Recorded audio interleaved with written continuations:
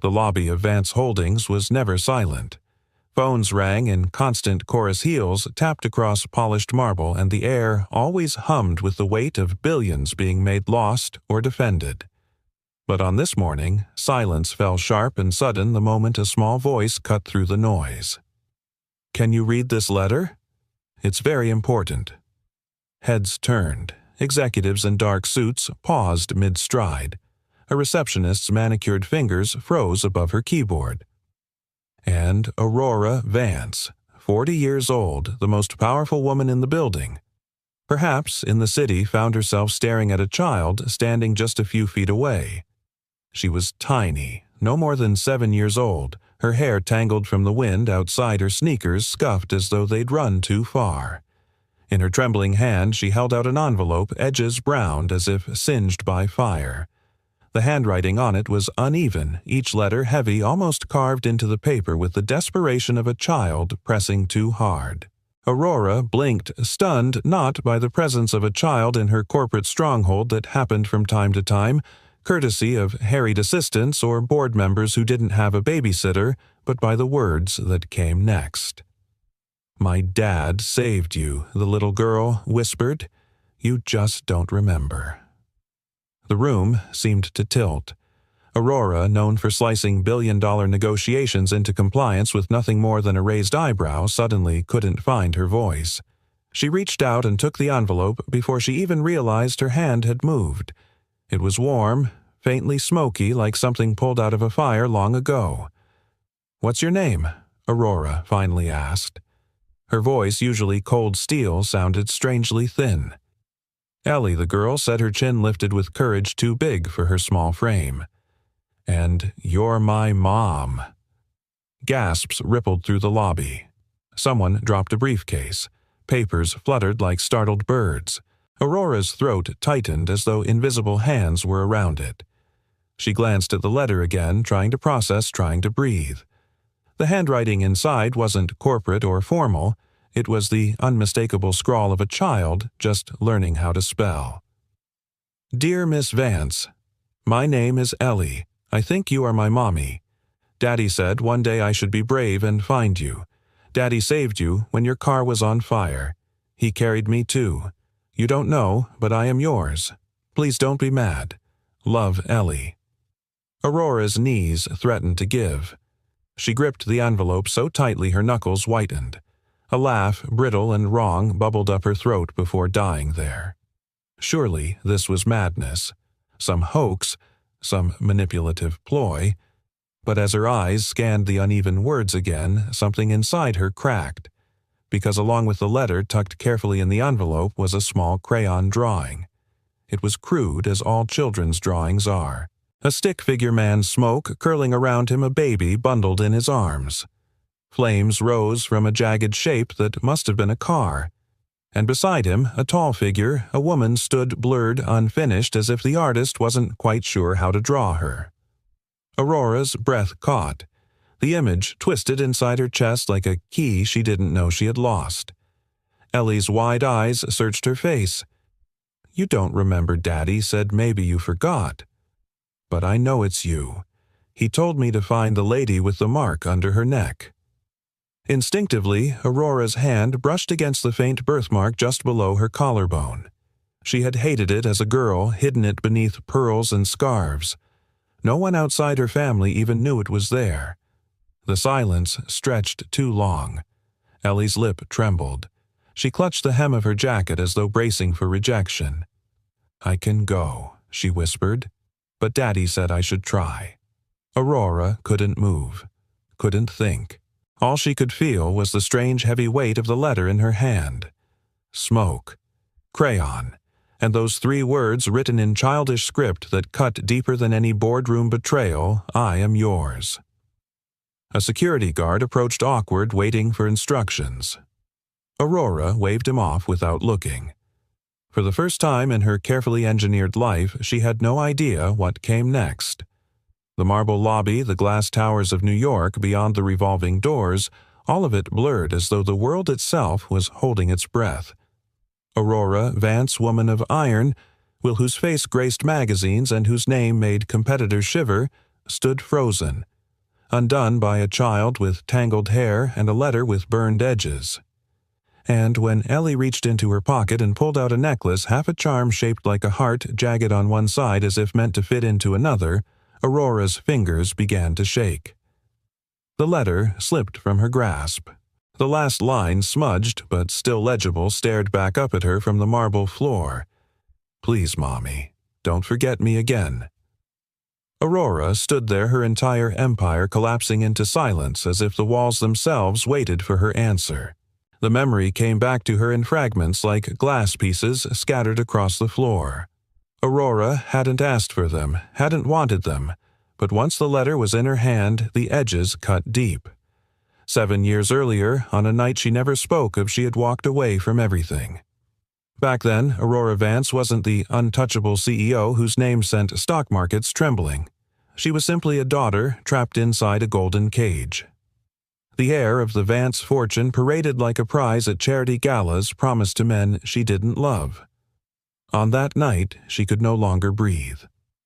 She had slipped out of the Lancaster Hotel ballroom, the diamonds on her dress glittering like shackles under the lights. The limo driver had waited at the curb, but Aurora didn't go to the car. Instead, she walked, past doormen who didn't dare stop her, past sidewalks glistening from a fresh rain, past her own reflection in the glass windows that looked too perfect, too fake. And then she saw it, a neon sign buzzing above a bar by the pier, a place her family would have fainted to know she entered. Harbor's End, the sign said, the kind of place that smelled of salt and spilled whiskey where no one cared about last names. That was where she saw him. Callan Brooks. He didn't look like anyone who belonged in her world. His shirt sleeves were rolled up, his hands still marked by grease from a day's work. His eyes, tired, shadowed, carried the weight of something he hadn't spoken about. He sat alone, a half-empty glass in front of him, staring at nothing as if the world outside had already forgotten him. Aurora had taken the stool next to his without asking. He hadn't looked up right away. When he did, she expected the recognition, the polite deference she always received. But his gaze was steady, unstartled almost, uninterested. "What are you running from?" he had asked. No introduction, no pretense.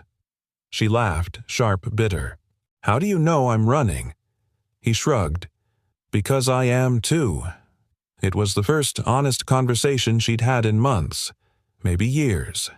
They didn't exchange last names. She didn't tell him about the fiancé her father had chosen, or the suffocating weight of empire.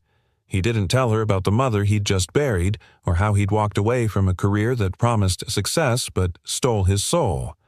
Instead, they spoke of simpler things, of sunsets over the ocean, of what freedom might feel like, of the ache of wanting to be seen for who you truly are. One drink became two. Two became three. And somewhere between the laughter and the silence, the distance between them disappeared. Later that night, in a room that smelled faintly of sea air and old wood, Aurora felt something she hadn't known. She was starving for the warmth of being held without expectation. For a few hours, she wasn't Aurora Vance, heiress to a ruthless dynasty. She was just a woman, broken and fragile, clinging to someone who understood what it meant to be lost. They didn't talk about tomorrow. When dawn bled through the blinds, she rose quietly, dressing in silence, her heart pounding with the weight of choices she couldn't yet name. He stirred half asleep, but didn't ask her to stay. Perhaps he knew she wouldn't. Perhaps he was afraid to. By the time the sun was high, Aurora was gone. She never asked for his name. He never asked for hers. A week later, the nausea came, the late period. The undeniable truth that changed everything. Aurora was pregnant. The revelation was a storm. In the halls of her family estate, her father's voice thundered like judgment itself. "You will end this. Do you understand? You will not shame this family with your recklessness." But Aurora, for once in her life, refused to bend. No. Her voice had been small, shaking, but it was hers. "She's mine. I won't destroy her." Her family's fury was swift, merciless. They locked her away behind doctor's visits and whispered threats. When threats failed, they offered money exile, even comfort if she complied. She didn't. One night, clutching the swell of her belly and the life inside it, Aurora left. She abandoned the mansion, the credit cards, the bodyguards, the suffocating weight of legacy. She chose a cheap apartment with flickering lights, hand-me-down furniture, and loneliness. But it was hers. She was determined to raise her child no matter the cost. And yet, fate is cruel. On Hazel Ridge Road, just weeks after giving birth, Aurora's car spun out on black ice. Flames roared up the hood. She remembered screaming not for herself, but for the tiny bundle in the back seat. And then he came. A man with no reason to save her, no promise to keep. He broke the glass, pulled her free, carried her baby against his chest like something sacred. His arms were strong, his voice steady, though the fire burned so close. Aurora never saw his face clearly. Smoke clouded everything. But in that moment, as she coughed against his shoulder and reached for her baby, something in her heart whispered that she had met him before. And then darkness. When she woke in the hospital, her family was there. Cold, controlling. The baby was gone. They told her it was better this way. They told her to forget. But she couldn't. She never knew the man's name. She never knew where her daughter went. Until today. Until a letter with burned edges and a child's drawing reopened the door she had thought forever sealed. Aurora's fingers trembled as the memory completed itself. The lobby around her blurred. The child Ellie stood watching her with eyes too familiar, too haunting. And for the first time in years, Aurora Vance felt her carefully built empire crack piece by piece under the weight of one truth she could no longer deny. The night she had tried to forget had found her again. The storm that night wasn't just in the sky, it was in her chest, in the wheels beneath her car, in the fragile hope she clung to as she drove down Hazel Ridge Road. Aurora Vance had never been so tired. The baby cried in the back seat, her tiny voice piercing the dark like a desperate plea. Aurora whispered through clenched teeth, trying to soothe her daughter while gripping the steering wheel with knuckles white. "Shh, sweetheart. Mommy's here. Mommy's not going anywhere." But the truth was, she was already lost. The rain had turned to sleet, and black ice shimmered invisible across the winding road. One wrong movement, one too sharp turn, and the car spun. Aurora's scream mingled with the baby's as headlights from an oncoming truck flared like judgment itself. She yanked the wheel, but it was too late. The world turned upside down. Metal groaned, glass shattered, and then fire. Flames licked across the hood, spreading fast, devouring the night. Aurora tried the door jammed. She turned, reaching back her hands, frantic on the car seat straps. "Hold on, baby, hold on." Smoke burned her throat. Her vision blurred. She coughed until her chest ached, fighting against panic as the fire crept closer. Somewhere inside the heiress who had once been groomed for gala nights and perfect smiles shattered into nothing more than a terrified mother. Her fingers fumbled at the buckle, shaking too much to get it free. "Please," she begged the darkness, "please not like this." And then, through the roar of fire and storm, came the sound of running footsteps. A man. He didn't hesitate. He didn't stop to measure the danger. He tore off his jacket, wrapped it around his arm, and smashed through the glass with a strength that seemed fueled by something more than muscle. The window gave way, shards scattering like diamonds across the wet asphalt. "Take my hand." His voice cut through the chaos, urgent, steady. Aurora's heart lurched. She couldn't see him clearly, just the outline of a man, his face shadowed by smoke eyes burning with determination. "I've got you," he said, reaching in. Somewhere deep inside, a flicker of recognition stirred. She didn't know his name. She didn't know why his presence felt like something already written in her bones. But she placed her hand in his anyway. He pulled her out first, dragging her across the gravel, then turned back without pause. Aurora screamed, trying to rise, but her body refused. The baby, he was already moving. Already there. Smoke poured out of the car as he reached into the flames. his arms wrapped around the tiny bundle, shielding her with his chest as though she were his own. For a breathless moment the fire roared high, threatening to swallow them both. Then he emerged, cradling the infant against his heart, coughing but unyielding. Aurora sobbed, reaching for her daughter as he knelt beside her. The baby was crying alive, whole, untouched by the inferno that had nearly consumed them. "You're safe," he rasped, pressing the child into her arms. His voice broke on the words.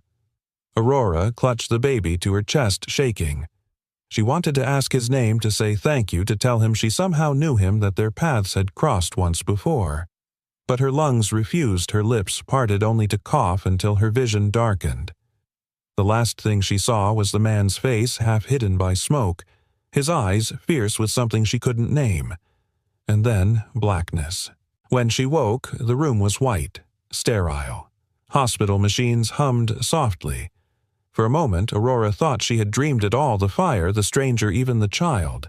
Her arms were empty. Then the door opened. Her father. His expression was hard, his suit unwrinkled, as if he'd stepped out of a boardroom instead of a storm. Beside him, a doctor cleared his throat, eyes downcast.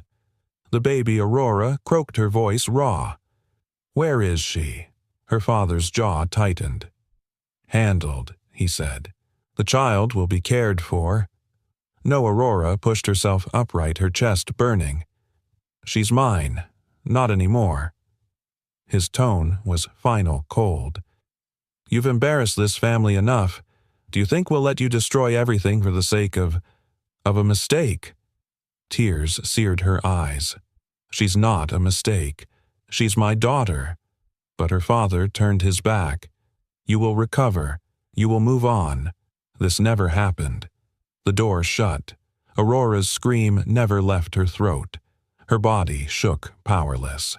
And though she fought, though she tried to rise and tear down every wall between her and her baby, the drugs in her veins pulled her back into darkness. Outside that room, down the hallway, the man who had saved her stood with his arms wrapped around the baby. He looked out of place, a soot-stained engineer among men in polished shoes. His knuckles were scraped raw from breaking glass, his lungs still ragged from smoke. The family's men in suits surrounded him, voices low and sharp. "You will sign this one of them," said, thrusting a paper toward him. "You will disappear. You will never claim her, never approach her, never contact her again. In exchange, we'll cover every hospital bill, every debt. Walk away." The man's eyes fell to the baby, her tiny fist curling around his thumb. His chest ached with a pain deeper than smoke, but he knew power when he saw it. He knew this family could crush him, could take the child and bury her fate in a system that would forget her name. His jaw tightened. He signed. But he didn't walk away empty, because as he left that hospital cradling the baby, the world had tried to erase, he whispered into the night, "You'll never be forgotten. I'll make sure of it." And from that night forward, Callan Brooks became more than a man who had lost everything. He became a father. The paper was still damp when the ink dried. Callan Brooks stood in the sterile hallway of the hospital, the pen heavy in his hand, his signature bleeding into the page like a wound he couldn't close. He had signed away his rights, at least on paper, but in his chest, where the smoke still burned, he knew no contract could erase the truth he felt when he looked at the child in his arms. Her tiny face was pressed against his shirt, smudged with soot and ash, but her breath was steady. Her little heart beat against his ribs as if it had always belonged there. "You're safe," he whispered, though his own voice broke. "As long as I'm here, you're safe." The men in suits had dispersed their threats and promises, echoing like shadows in the empty corridor. They thought the matter was finished, that money and power had buried another secret. But Callan wasn't finished. Not by a long shot. He named her Ellie. It wasn't the name written on the birth papers, those were locked away by people who wanted her forgotten. But to him, she was Ellie from the first moment he looked into her eyes. The first weeks were chaos. He didn't know how to warm a bottle properly, how to quiet a baby's cries in the middle of the night, how to juggle work while holding a life so fragile. He was a 30-year-old engineer with grease under his fingernails, not a man prepared to raise a child alone. But grief had already hollowed him. He had buried his mother just weeks before. Now, holding Ellie, he found himself clinging to the one reason not to give up. He rented a tiny apartment far from the city, far from the reach of the Vance family. The place was cramped, the wallpaper peeling the heater, temperamental. But the first time Ellie laughed, really laughed, when he made a silly face while balancing her bottle on his forehead, he knew it was home. Years passed, marked not by promotions or pay raises, but by milestones only a parent counts. Her first steps, wobbly and determined across a living room floor littered with makeshift toys. Her first words mumbled in the dark as she clutched his finger and whispered, "Dada."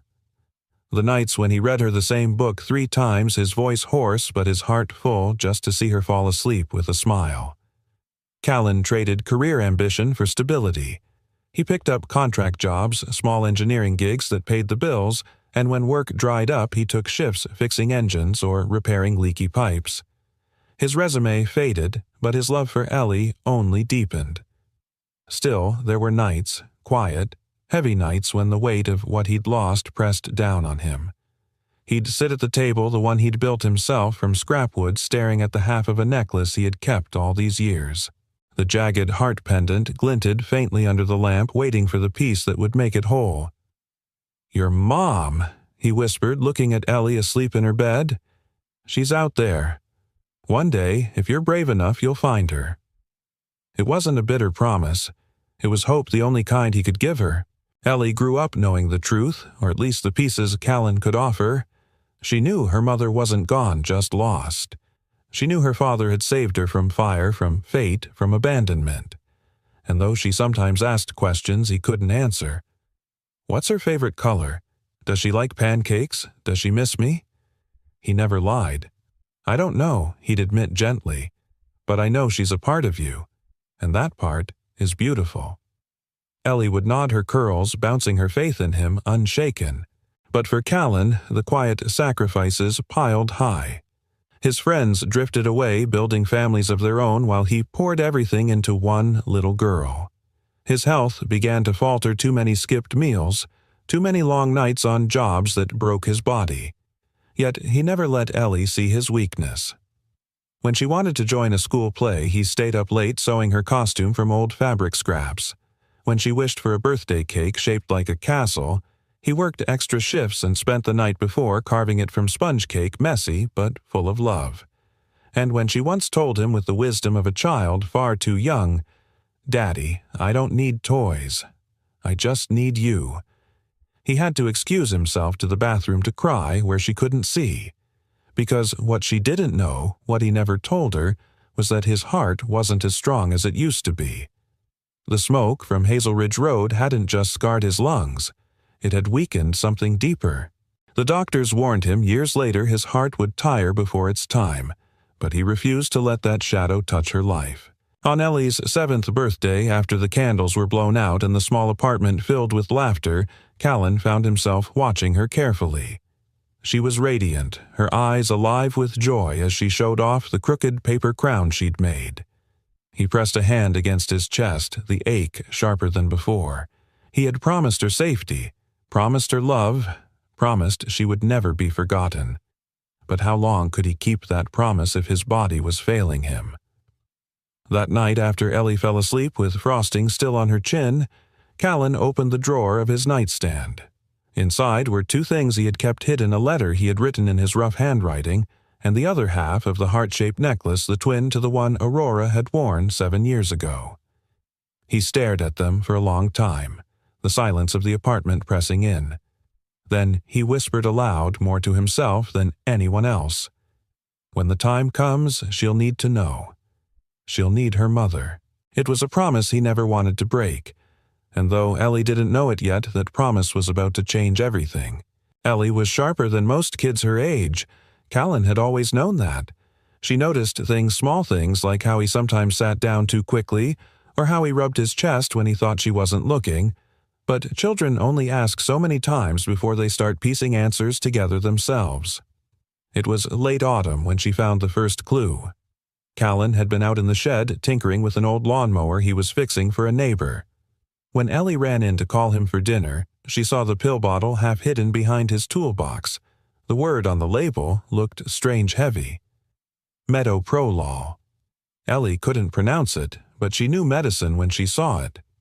That night she tiptoed out of bed holding the bottle in her small hands and padded into the living room.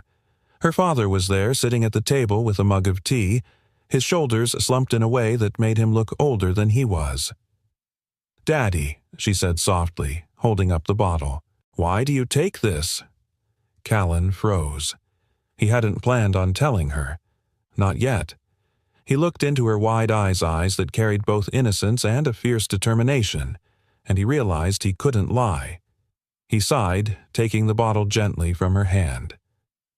"It's for my heart, Ellie." "Your heart?" Her voice cracked almost a whisper. "It's tired," he admitted, leaning back in his chair. "It doesn't work as well as it used to. Some days are fine. Some days—" He trailed off, choosing his words carefully. "Some days it feels like I've run too far, even when I haven't moved at all."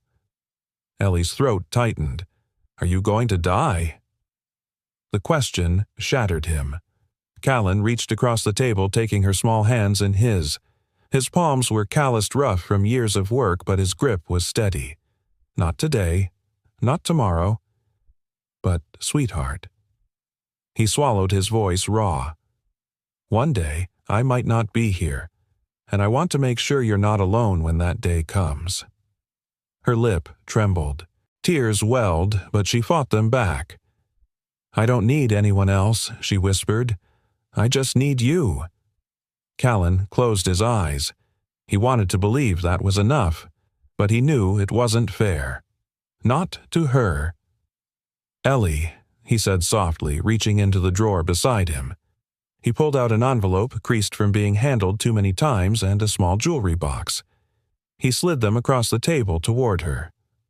"What's this?" she asked, wiping her nose with her sleeve. "A letter," he said, tapping the envelope. "And a necklace." He opened the box, revealing a delicate silver chain with a jagged heart-shaped pendant, the missing twin to the charm Aurora had once worn. Ellie leaned closer, eyes wide. "It's broken." "It's half of something whole," Callan explained. His voice trembled, but he forced himself to continue. "There's a woman out there, Ellie.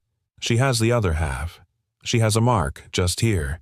He touched just below his collarbone the place where Aurora's birthmark lived. "And when you find her, you'll know. Because she's your mother." Ellie blinked, the world tilting under her. My mother." Callan nodded slowly. "The night you were born, she almost lost everything. I saved you both.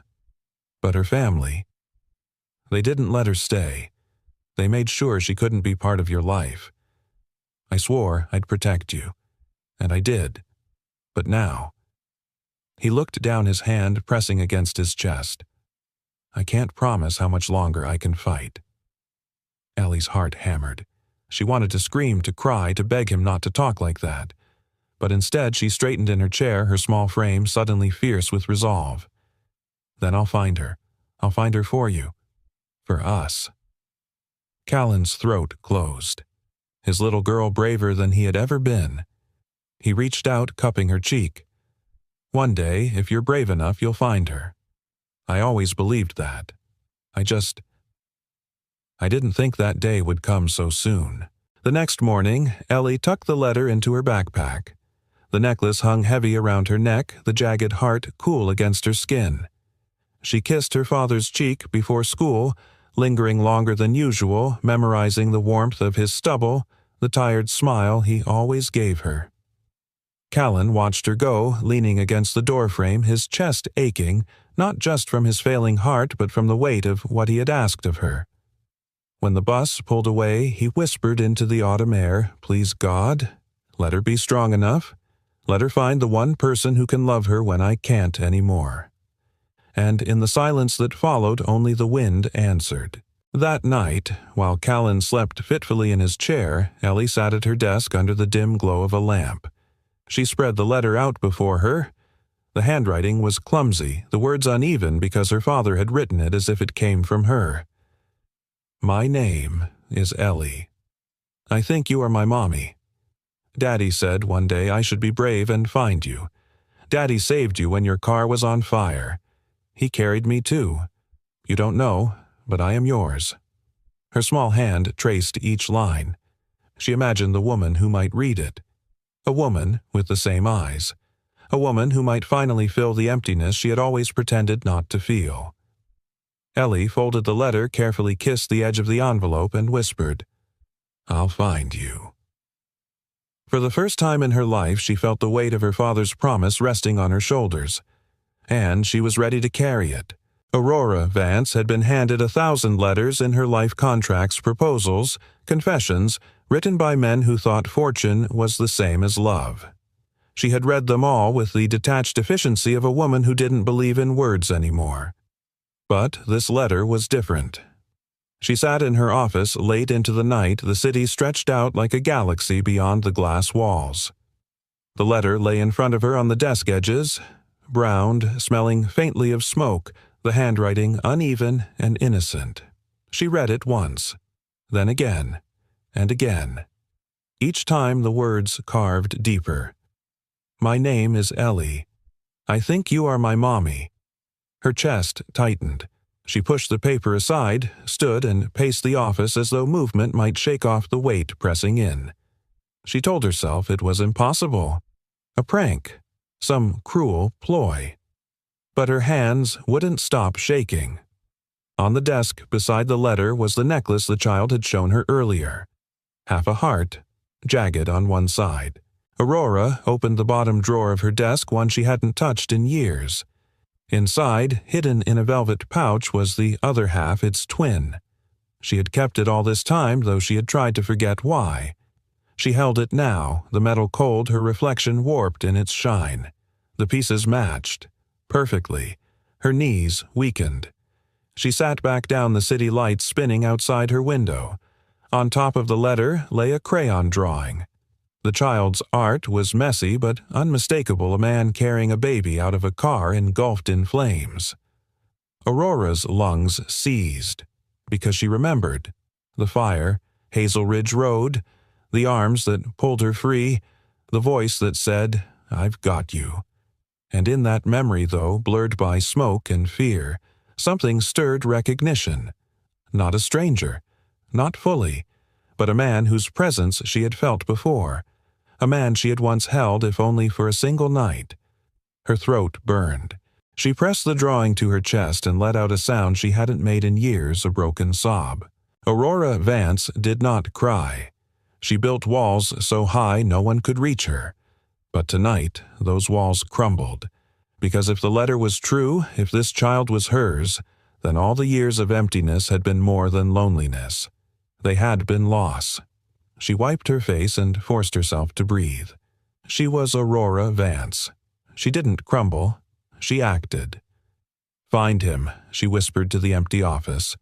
Her assistant hesitated the next morning when Aurora handed her the letter. Ma'am. With respect, this could be fabricated. Children, find him. Aurora repeated, her tone sharper now. I don't care what it takes. I want to know where this girl came from, who raised her everything. Within hours, the search began. And by evening, Aurora sat in her car, the necklace heavy in her pocket as she stared at an address scrawled on a slip of paper. A modest house on the outskirts of town. Faded paint, a sagging porch. A place far removed from glass towers and penthouses. She hesitated at the curb, her hands tightening on the steering wheel. What if she was wrong? What if this was all some cruel mistake? But then the door opened, and Ellie ran out her backpack, bouncing her laughter bright. Aurora's breath caught. She had never seen herself in another face so clearly. The same tilt of the chin, the same wide eyes. It was like looking into a mirror from another lifetime. A man followed her out. Aurora froze. He was thinner now, his shoulders bowed, his movements careful as though weighed down by more than age. But she knew him. Not from society columns or corporate battles, but from the memory of firelight and a night long ago when she had fled her world and found refuge in his arms. Callan Brooks, the man from Hazel Ridge Road, the man from that one forgotten night. Her breath hitched. She pressed her fingers to her lips, fighting to steady herself. Ellie turned and saw her. The little girl froze, then lit up with a smile that made Aurora's chest ache. "You came." Aurora stumbled out of the car, her legs unsteady. She looked at Callan, her voice barely audible. "It was you." He didn't answer. He just stood there on the porch watching her with eyes that carried 7 years of silence, sacrifice, and secrets. And when she reached into her pocket and held out the necklace, the other half, his gaze fell to it and his shoulders trembled. For a moment, the world was utterly still. Then Callan turned and disappeared inside the house. Aurora stood frozen on the porch, Ellie tugging at her hand. The letter, the necklace, the drawing, all of it had led her here. And though her heart already knew the truth, Aurora realized she needed one more answer.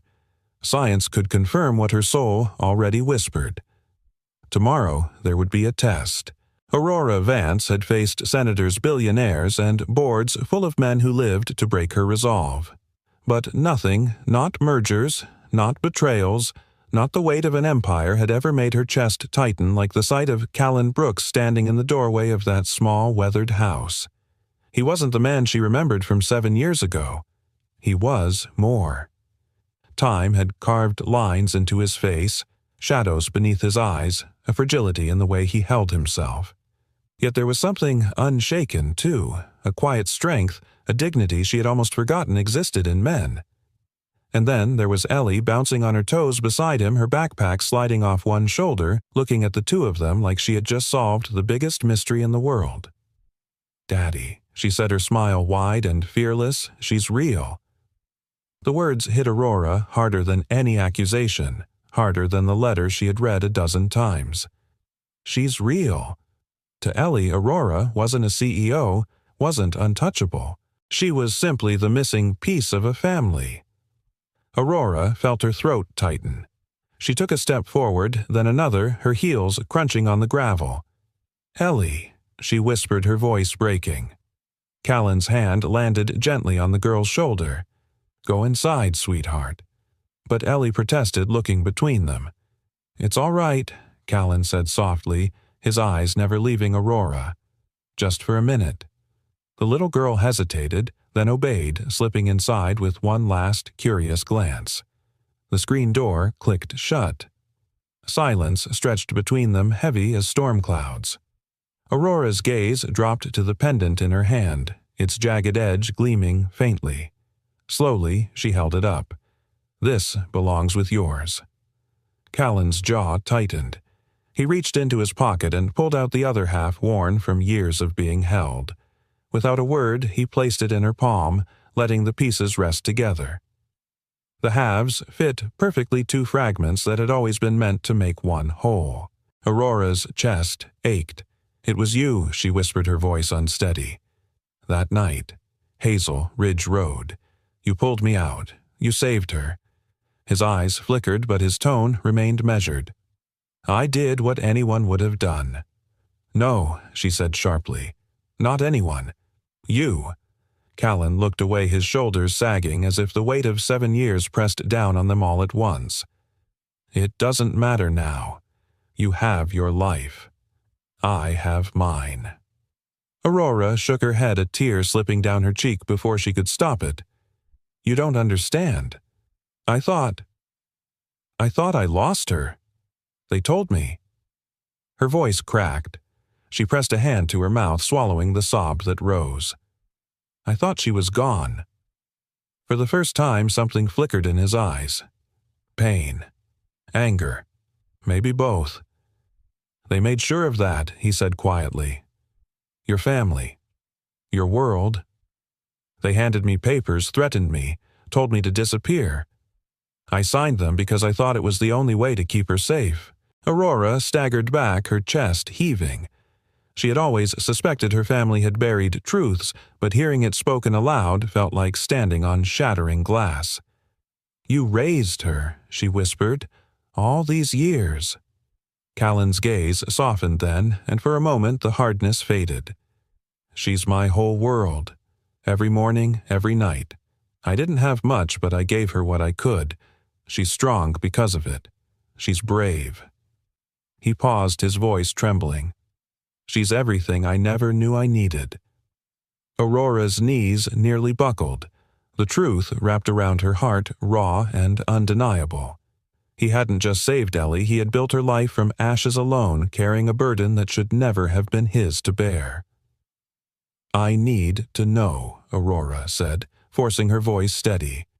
I need to know the truth, Callan. Not just what you believe. What is? He studied her for a long time, his eyes searching hers as though weighing her soul. Then without a word he disappeared inside the house. Aurora's heart pounded as she waited, the porch light humming faintly above her. When the door creaked open again, Callan stepped out with an envelope. He handed it to her without meeting her eyes. Inside was Ellie's drawing of the fire, creased, smudged from little hands, and with it a folded sheet of paper, the results of an old hospital test proving Ellie's birth date, her blood type, everything that aligned with Aurora's memory. Aurora's breath caught. But it wasn't enough. We'll do a DNA test, she said firmly, her CEO's steel rising even through the storm of her emotions. I need proof, and so do you. Callan didn't argue. He only nodded once, then turned back toward the doorway. For a moment, she thought he would close it behind him forever. But then Ellie appeared again, sleepy-eyed, clutching a stuffed bear. She blinked at Aurora, then smiled, simple and sure. And in that small, innocent smile, Aurora felt something she hadn't allowed herself to feel in years. Hope. Hospitals had always unsettled Aurora. They reminded her of cold corridors, whispered threats, and the night she woke to find her daughter gone. But this time she wasn't here for board meetings or philanthropy announcements. She was here for truth. The waiting room was too bright, its walls painted in pastels that tried too hard to soften the reality. Aurora sat in the corner, her hands folded tightly in her lap. Across from her, Callan leaned forward, elbows on his knees, staring at the floor as though it might offer answers faster than any lab. Between them sat Ellie, swinging her legs nervously, the necklace with the jagged pendant glinting against her sweater. She clutched her stuffed bear in one hand, her gaze darting between the two adults who had suddenly become the gravity of her world. "Daddy," she whispered, tugging on Callan's sleeve. "Are you scared?" He looked up, startled. His tired eyes softened and he managed a faint smile. "A little, yeah." "Me too," she said. Then she turned toward Aurora. "Are you scared?" Aurora inhaled sharply. The girl's eyes, her eyes searched hers with such disarming honesty that Aurora couldn't hide. Yes, she admitted, her voice barely above a whisper. "I've never been this scared." Ellie nodded solemnly as though she understood more than her years should allow. "Then we're all brave together." The nurse appeared in the doorway, clipboard in hand. "Results are ready. Dr. Patel will see you now." Aurora rose too quickly, her knees trembling. Callan stood slower, as if bracing himself against the weight of 7 years pressing down at once. Ellie squeezed both their hands as they walked into the office. Dr. Patel greeted them kindly, though his professional composure never slipped. He gestured toward the chairs. "Please sit." Aurora's pulse pounded in her ears. She wanted to demand the result immediately, to rip the bandage off. But she forced herself to breathe, to appear steady, though inside her chest was chaos. The doctor opened the folder. The DNA test confirms parentage. He glanced up, his eyes softening. Aurora Vance, Callan Brooks. Ellie is biologically your daughter. Probability 99.98%. For a heartbeat, the world stopped. Aurora pressed a hand to her mouth, a sob breaking loose despite her control. Tears blurred her vision, spilling before she could stop them. She turned to Ellie, who looked up at her with wide, uncertain eyes. "It's true," Aurora whispered, her voice trembling. "You're mine. You've always been mine." Ellie blinked, her lip trembling. Then she smiled a smile so pure it lit the sterile room. She threw her arms around Aurora's waist, clinging tight. "I knew it," she murmured. "I knew you were real." Aurora buried her face in the child's hair, inhaling the scent of crayons and shampoo, her heart splitting open. Years of silence, of believing she had been robbed forever, melted into this one embrace. Across the desk, Callan sat frozen, his eyes glistening, though he tried to blink the tears away.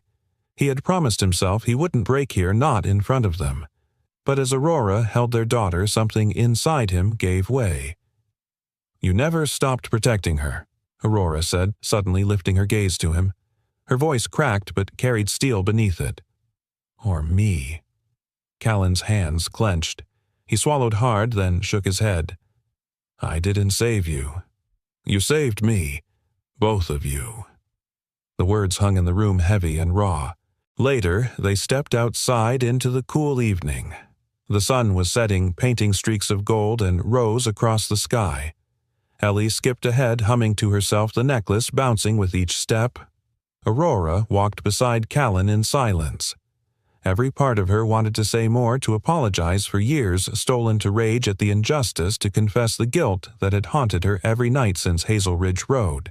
But the words tangled. Finally, she stopped. "I can't change what happened," she said, her voice unsteady, "but I can be here now. For her. For you." Callan looked at her, his expression unreadable. Then, slowly, he nodded. It wasn't forgiveness. Not yet. But it was something. Ellie turned, running back to grab their hands. She placed one of Aurora's hands in Callan's, her own small fingers wrapping around both. "Now we're really together," she said with certainty. Aurora's throat tightened. Callan didn't pull away. For the first time in 7 years, Aurora Vance allowed herself to believe in something she had buried long ago, the possibility of family. And though science had confirmed what her heart already knew, it was Ellie, the brave little girl with burned letters and crayon drawings, who had brought them all home. Aurora Vance had conquered markets, outmaneuvered rivals, and built empires from the ashes of failure. Yet nothing in her meticulously planned life had prepared her for the role she found herself in, now walking down the corridor of a hospital, not as a CEO, but as a mother. Beside her, Callan's steps were slow, careful. His hand brushed the wall once for balance, and Aurora's chest clenched at the sight. She had seen him in her memories as the man who charged into fire, unbreakable and strong. Now she saw the toll those years had taken. His breaths were shallow, his shoulders narrower than she remembered. Ellie skipped ahead, humming a tune only she seemed to know. Her little hands carried the paperwork the nurse had given them, though it was mostly just scribbles and appointment slips. She turned and grinned, proud of her task. "I'm helping Aurora," smiled through the ache in her throat. "Yes, sweetheart, you're helping more than you know." Callan's eyes softened at the sound of Aurora's voice using that word, sweetheart. He said nothing, but the flicker of gratitude in his gaze was enough. In the weeks that followed, Aurora moved quickly, as she always did when faced with a crisis. Except this time, the crisis wasn't a hostile takeover or a lawsuit, it was Callan Brooks. She arranged specialists. She pulled strings at the city's most exclusive clinic. When the first bills arrived, she tore them in half without even looking. Money had never meant less. One evening, after another round of tests, Callan sat on the edge of a hospital bed, his shirt open, the heart monitor beeping softly beside him. He looked up as Aurora entered, holding Ellie's backpack. "You didn't have to do all this," he murmured. "Yes," she answered simply, setting the bag down. "I did." Callan searched her face, trying to find the catch, the fine print. But all he saw was a woman who had once been broken, now fighting to stitch the pieces back together. Ellie hopped onto the bed beside him, careful not to disturb the wires. "Daddy Mommy says they'll make you stronger." Callan's lips twitched. "Mommy, huh?" Aurora froze, her breath catching. Ellie nodded, completely certain. "That's who she is. I knew it when she hugged me." Aurora's heart cracked open at the words. She looked at Callan, who didn't correct the girl. He only lowered his head, blinking hard. It wasn't just hospitals and tests. Aurora began inviting them into her world. She didn't do it with press releases or boardroom spectacles. She did it quietly. A dinner at her penthouse. A walk in the park where no photographers could see. At first, Callan resisted. He wasn't built for chandeliers and champagne. He preferred the hum of an engine, the scrape of tools, the kind of work that left hands raw, but hearts steady.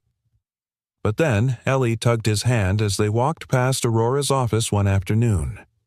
She pointed to the drafting table where Aurora had laid out plans for a new community project. "Daddy, you could help her," Ellie said. "You're good with building stuff. You always fix everything." Aurora hesitated, then smiled faintly. "She's right. I could use a technical advisor. Just temporary. Flexible hours." Callan looked between them, his chest tight. For years he had kept Ellie's world small to protect her. Now she was pulling it wider, thread by thread. "All right," he said finally, his voice low. "I'll help." Days turned into weeks. Slowly, the walls between them thinned. Aurora found herself lingering in the workshop space Callan set up in one of her company's unused labs.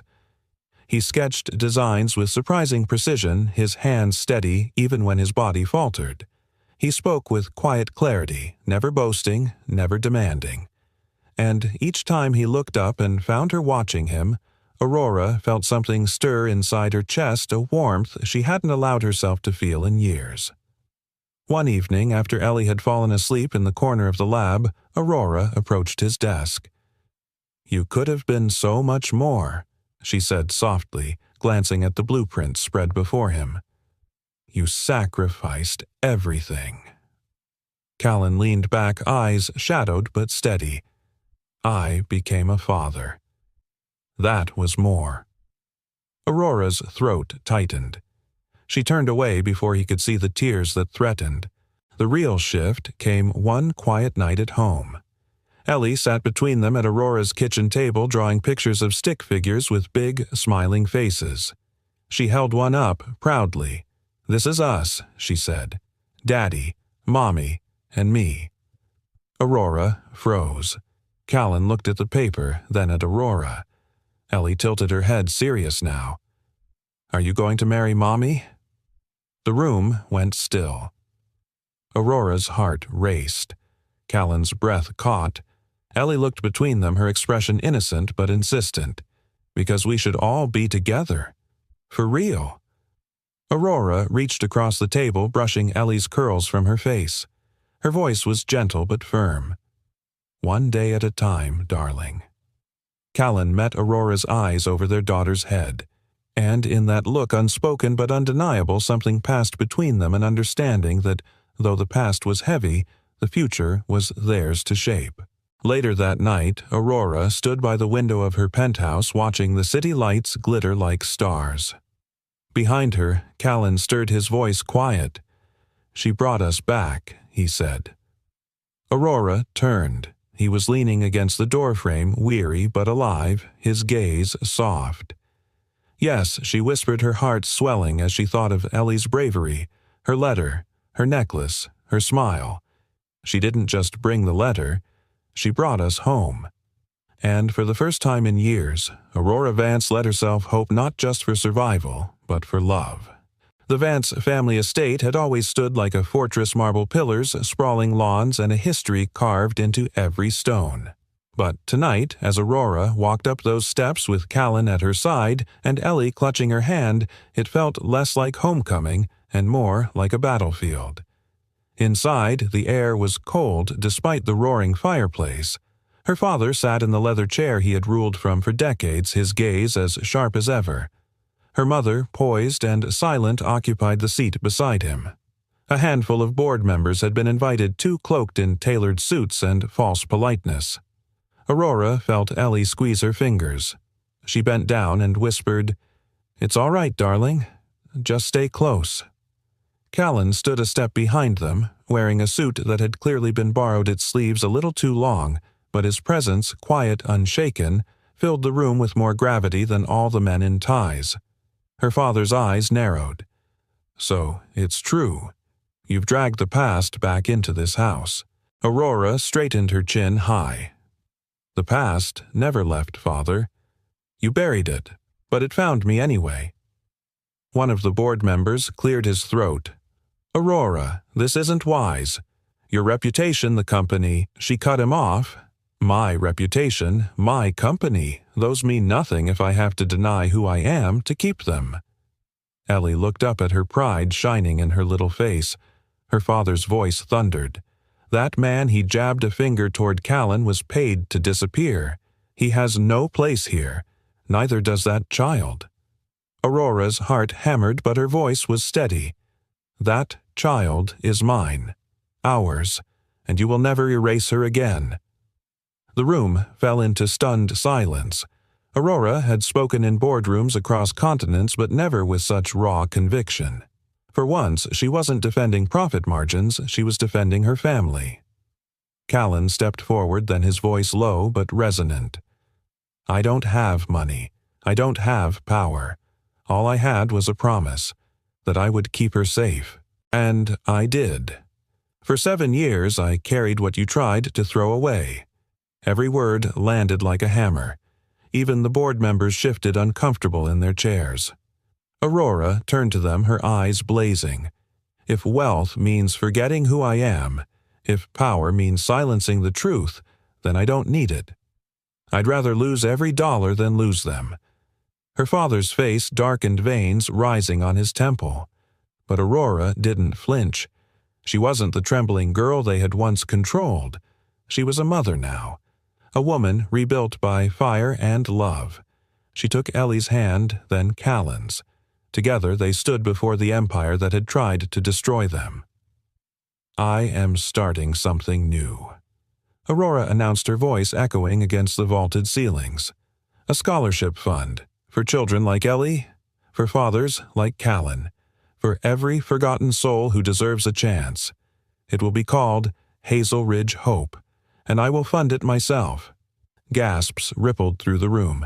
The board members whispered, scandalized. But Callan's gaze never left her. He saw not the CEO, not the heiress, but the woman who had chosen love over legacy. Ellie tugged at his sleeve. "Daddy, say something." Callan swallowed hard, the weight of years pressing against his chest. He stepped forward, his voice rough but sure. "I didn't save them," he said, his eyes glistening as he looked at Aurora, then Ellie. "They saved me."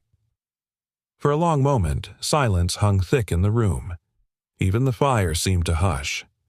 Then Ellie, unable to contain herself, clapped her little hands together. "See, we're stronger than fire."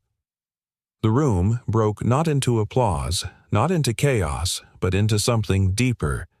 The fortress walls of the Vance family cracked not from external force, but from truth. Aurora squeezed Callan's hand. The fire hadn't won. Love had. 1 year later. The world had not stopped turning, but for Aurora Vance it had shifted on its axis.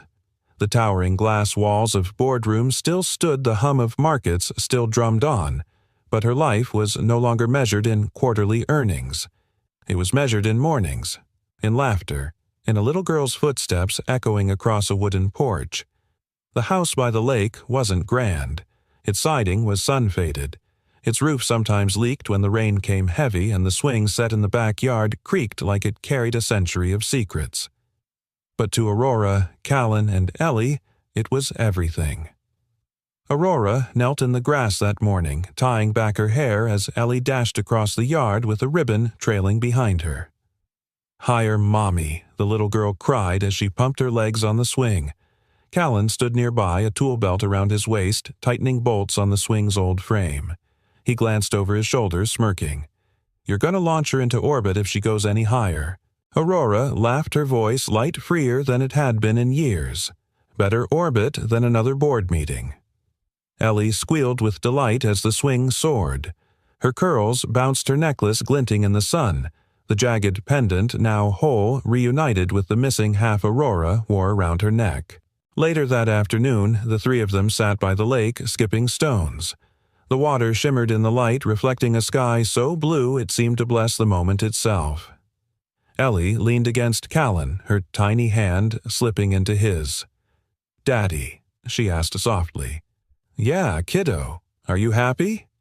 Callan swallowed his gaze, drifting to Aurora, who was watching him from a few feet away. Her hair caught the wind, her smile unguarded. He turned back to Ellie, his chest tightening. "Happier than I ever thought I could be." Ellie's eyes flickered to Aurora. "Mommy, are you happy?" Aurora's throat tightened. She walked closer, knelt beside them, and cupped her daughter's face. "More than I ever knew I could be," she whispered. Ellie beamed, and in that smile, Aurora saw redemption. She saw the fire that had once nearly destroyed her transformed now into the flame of love that bound them together. That evening, friends gathered in the backyard under strings of lights. Neighbors brought food, laughter floated across the grass, and the air buzzed with the sweetness of community. It wasn't a gala. It wasn't staged for cameras. It was real. Aurora wore a simple white dress, not couture, not silk, spun in Paris, but the same dress she had worn the night she left her family's mansion for good. A dress that symbolized freedom, a second chance. Callan, in a suit, pressed carefully by Ellie's little hands, that morning stood tall, his rugged features softened by the joy in his eyes. As Ellie carried the rings down the aisle, a path of wildflowers, Aurora had picked herself guests wiped tears from their eyes. She placed the rings into their hands, her voice loud and clear for everyone to hear. "Now, we're really a family." Aurora's lips trembled as she looked at Callan. "I used to think love was about power, about control, about what it could gain me. But then you... and she..." She turned briefly to Ellie, who smiled up at her with unshakable faith. "You both showed me love is sacrifice. Love is fire-tested. And when it's real, it doesn't burn out." Callan's voice broke as he slipped the ring onto her finger. "I thought I'd lost everything. But in saving you, I found the two people who saved me. You're my home, Aurora. You and her." Tears blurred Aurora's vision as she slid the ring onto his hand. And when Callan kissed her slow, reverent, as if the past itself was being healed, Ellie clapped her hands and shouted. Finally, the crowd erupted in laughter, cheers, and applause. As twilight fell, Aurora and Callan danced barefoot on the grass while Ellie spun in circles around them, her giggles floating into the night. The lake shimmered like a mirror reflecting three figures who had been broken but rebuilt together. Aurora laid her head on Callan's chest, listening to the beat of his heart, a heart once tired, once fragile, now stronger, because it was no longer carrying the weight alone. Callan pressed his lips to her hair. "The fire didn't win," he whispered. Aurora closed her eyes, tears slipping down her cheeks. "No," she said softly. "It gave us this." Ellie ran up then, clutching her crayon, drawing the same one she had carried into Aurora's office months ago. But now she had added something new, three figures holding hands under a sky filled with stars. At the bottom, in crooked letters, she had written one word, home. Aurora knelt, wrapping her arms around her daughter. Callan bent down too, enclosing them both in his embrace. And in that moment, under strings of lights and a sky full of blessings, Aurora Vance finally understood. Home wasn't marble walls or fortunes measured in billions. Home was Callan's steady arms. Home was Ellie's laughter. Home was love. And they had found it. And so, after fire and silence, after years of loss and searching, they finally found what we all long for, a place called home. Now I want to turn this moment to you. Where are you listening from tonight? Are you tuning in from a quiet town, a busy city, or maybe somewhere in between? Share your story in the comments, I'd love to know. If this tale touched your heart, don't forget to subscribe to the channel. That way, you'll never miss the next story of hope, healing, and second chances. Thank you for spending your time here with me. Your presence, your thoughts, your support, they mean more than you know. Until next time, keep believing in love, in kindness, and in the power of never giving up.